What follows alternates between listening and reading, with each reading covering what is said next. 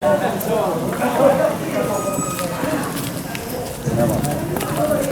ден. Добар ден.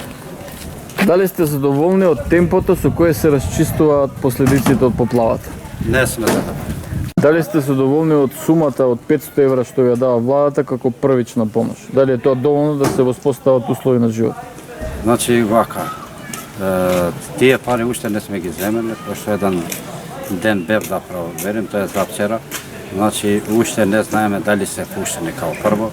Второ, од вистина нема бегање. Значи тоа не е задоволувачка затоа што огромна е штетава. Тие пари моментално се слободно може да се каже као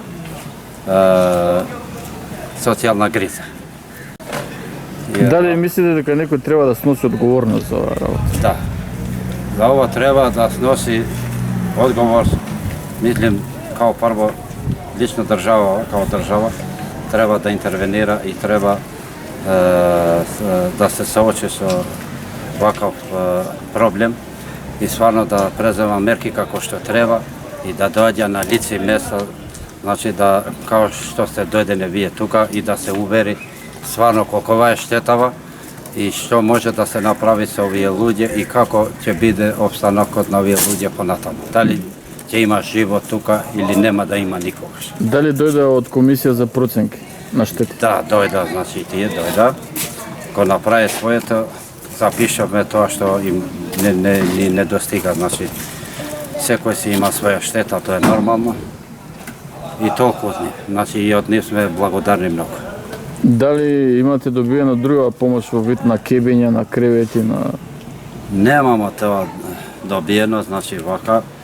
Има луѓе, приватници што доаѓаат, мора да им се заблагодариме и за нив, значи што носат храна.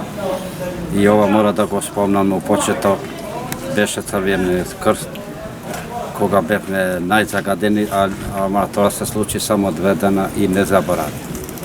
Дали е извршена дезинфекција на простор? Извршена е дезинфекција, што сум и против тоа, значи беа луѓето тука и многу убаво им кажав дека куќата уште е со кал. Значи треба тука луѓе да се помог, да се чисти како што треба, после да се врши тоа. Тие беа многу порано од кога што треба да дојдат. Значи, по моје мислење, уште тука има луѓе уште загрозени што не постигнале, нешто не постигнале и затоа што мислим дека и тие прерано дојдат и така да не е во ретигото.